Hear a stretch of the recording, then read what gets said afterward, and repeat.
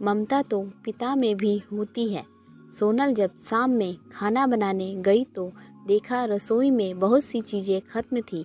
अब क्या करें, शाम भी हो रही, खाना भी बनाना है और शाम में जल्दी दुकान भी बंद हो जाती है।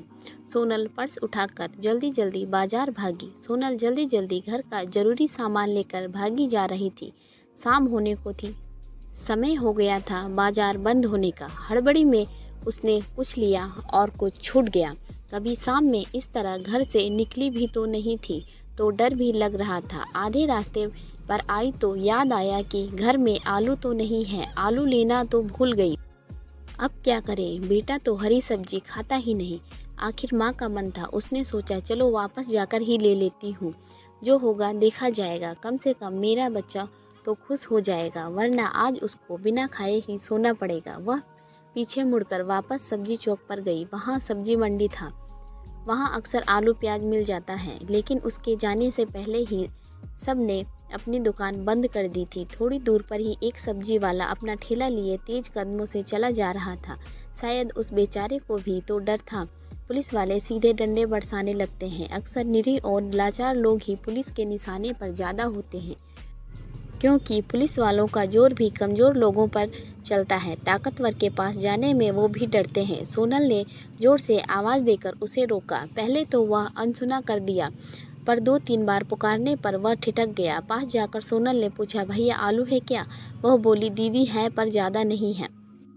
अच्छा, जितना भी है दे दो मुझे। माफ़ करना, हम नहीं दे सकते हैं दीदी।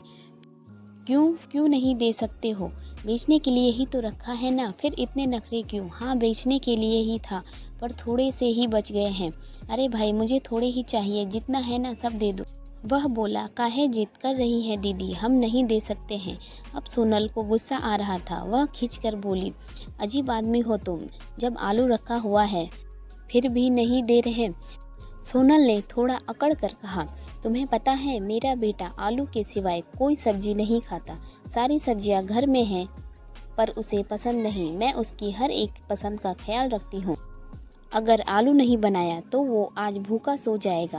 माँ हूँ ना, दिल नहीं मानता। हाँ, पर तुम क्या जानो, तुम माँ नहीं हो ना, तुम्हें क्या पता माँ के मन का, माँ की ममता का। दीदी, मन तो बाप का भी होता है, पर वह पसंद नहीं अपने बच्चों के पेट भरने की जिम्मेदारी उठाता है।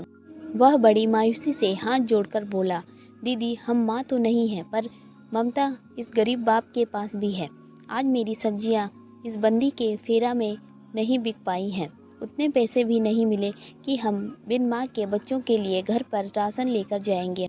मेरे दोनों बच्चे टुकुर टुकुर राह देख रहे होंगे। कम से कम यही आलू उबाल कर हम उनका भूख तो मिटा देंगे। उसकी बातों को सुनकर सोनल के हाथों से सामान का झोला फिसलने लगा। सब्जी वाले की आंखों में तैरते आंसुओं को देखकर सोनल का सारा गुस्सा आंखों से पिघलने लगा। माँ की ममता एक पिता के दर्द के सामने बहुत छोटी हो गई थी। सोनल ने हाथ जोड़कर माफ़ी मांगी, बोली, भैया मुझे माफ़ कर दे। फिर सोनल ने पर्स से 1000 निकाल कर दिया। भैया आप बच्चों के लिए राशन ले लीजिएगा। सब्जी वाले ने कहा, नहीं मैडम, मैं ये पैसे कैसे ले लूँ? सोनल ने बहुत जिद की। सोनल ने खुशी खुशी आलू को लिया और घर की तरफ चल दी। एक माँ के पास ही ममता नहीं होती, एक पिता के पास भी ममता होती है। पिता को भी दर्द होता है अपने बच्चों के लिए।